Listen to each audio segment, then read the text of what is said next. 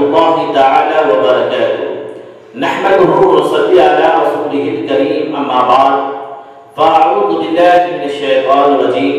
بسم الله الرحمن الرحيم. شهر رمضان الذي أنزل فيه القرآن، آمنت بالله، صدق الله العظيم.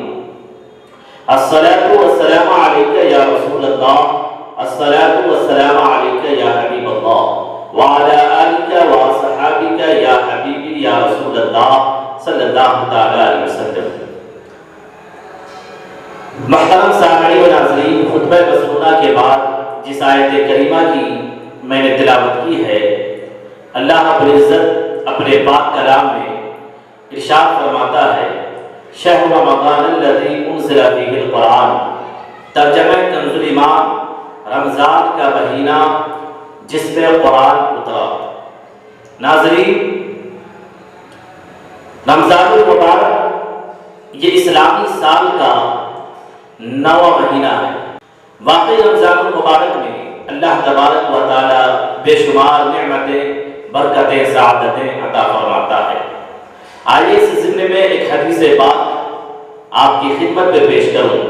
حضرت سیدنا سلمان فارسی رضی اللہ تعالی عنہ فرماتے ہیں کہ سرکار مدینہ صلی اللہ علیہ وسلم نے ماہ شعبان المعظم کے آخری دن ہمیں خطبہ ارشاد فرمایا کہ اے لوگوں، تمہارے پاس عظمت و برکت والا مہینہ جلوہ گر ہو رہا ہے. وہ مہینہ جس میں ایک رات ایسی بھی ہے کہ جو 1000 مہینوں سے بہتر ہے. اللہ عز و جل نے اس ماہ مبارک کے روزے فرض فرمائے ہیں. اس کی رات میں قیام یعنی تراویح کی نماز ادا کرنا سنت ہے. جو اس میں نیکی کا کام کرے تو ایسا ہے جیسے اور کسی مہینے میں فرض ادا کیا، اور جس نے اس میں فرض ادا کیا تو ایسا ہے جیسے اور دنوں میں 70 فرض ادا کیے. یہ صبر کا مہینہ ہے اور صبر کا ثواب جنت ہے. یہ غمخواری وہ بھلائی کا مہینہ ہے، اور اس مہینے میں مومن کا رزق بڑھایا جاتا ہے. جو اس میں روزے دار کو افطار کرائے تو یہ اس کے گناہوں کے لیے مغفرت ہے، اسے آگ سے آزادی بخشی جائے گی، اور اس افطار کرانے والے کو ویسا ہی ثواب ملے گا جیسا روزہ رکھنے والے کو ملے گا، بغیر اس کے کہ اس نے آخر میں کچھ کمی ہو. بغیر اس کے کہ اس کے آخر میں کچھ کمی ہو. ہم نے سرکار مدینہ صلی اللہ علیہ وسلم سے ارشاد فرمایا کہ یا رسول اللہ، یا حبیب اللہ، ہم میں سے ہر شخص وہ چیز نہیں پاتا جس سے روزہ افطار کروائے. آپ صلی اللہ علیہ وسلم نے ارشاد فرمایا کہ اللہ عز و جل یہ ثواب تو اس شخص کو دے گا جو ایک کھجور یا ایک گھونٹ پانی یا ایک گھونٹ دودھ سے روزہ افطار کروائے.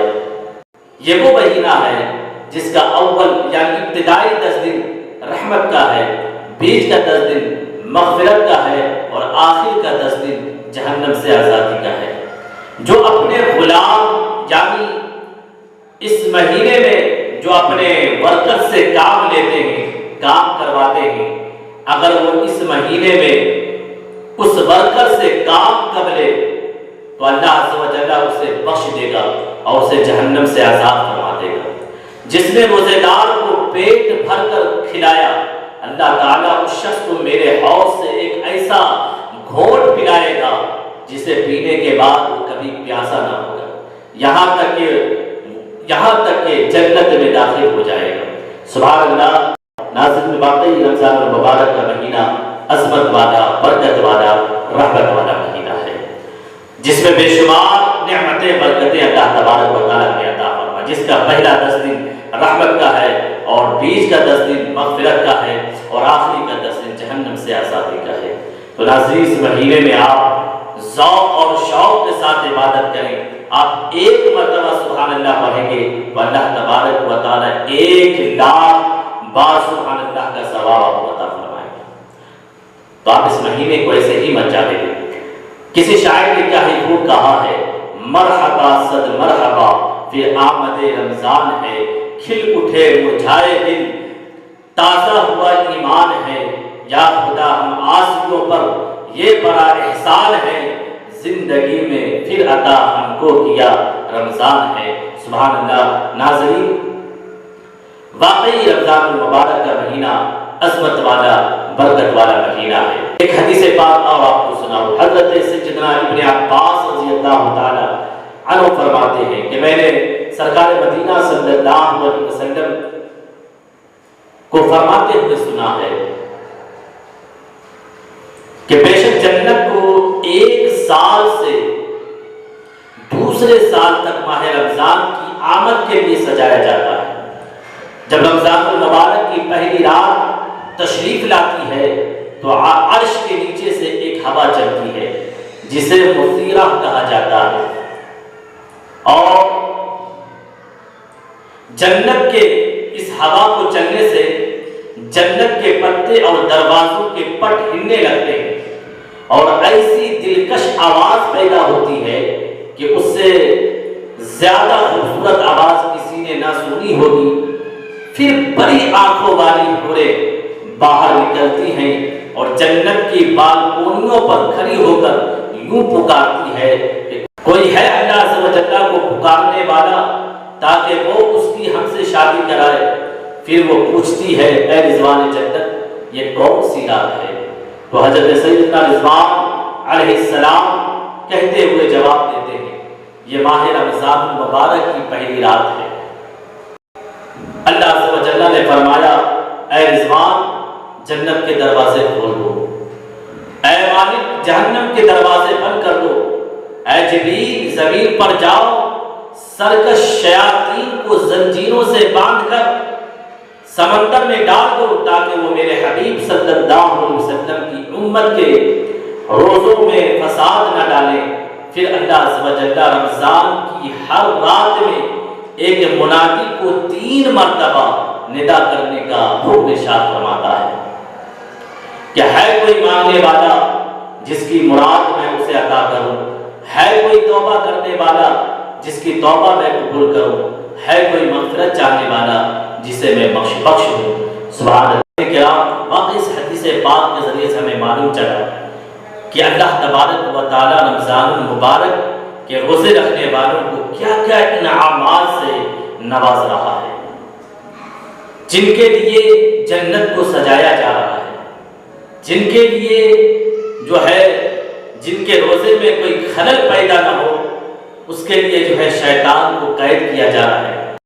حضرت ابو ہریرہ رضی اللہ تعالی عنہ سے روایت ہے، سرکار مدینہ صلی اللہ علیہ وسلم نے ارشاد فرمایا کہ جب رمضان کی پہلی رات ہوتی ہے تو اللہ عز و جل اپنی مخلوق کی طرف نظر رحمت فرماتا ہے، اور جب اللہ کسی بندہ کی طرف نظر رحمت فرمائے تو اسے کبھی عذاب نہ دے گا، اور ہر روز 10 لاکھ کو جہنم سے آزاد فرماتا ہے، اور جب 29ویں رات ہوتی ہے تو مہینے بھر میں جتنے آزاد کیے گئے ان کے مجموعہ کے برابر اس ایک رات میں آزاد کرتا ہے۔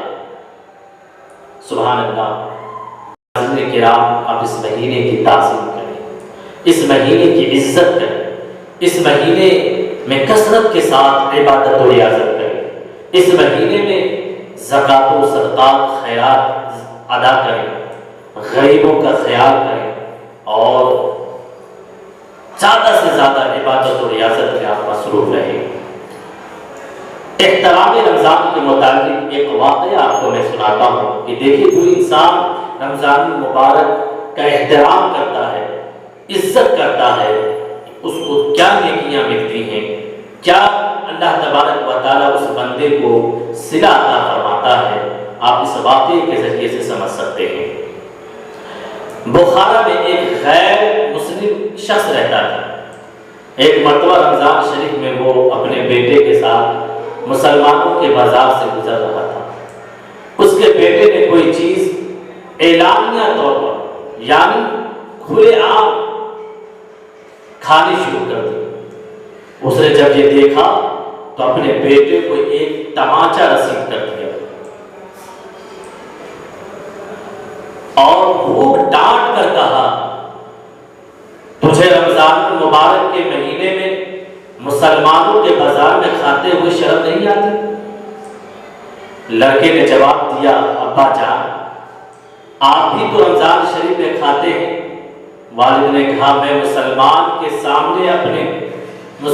کے سامنے نہیں اپنے گھر کے اندر چھپ کر کھاتا ہوں، اس ماہ مبارک کی بے حرمتی نہیں کرتا۔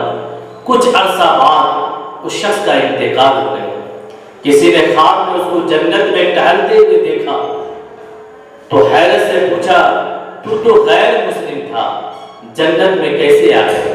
کہنے لگا واقعی میں غیر مسلم تھا، لیکن جب موت کا وقت قریب آیا تو اللہ تبارک و تعالیٰ نے احترام رمضان کی برکت سے مجھے ایمان کی دولت اور مرنے کے بعد جنت سے سرفراز فرمایا۔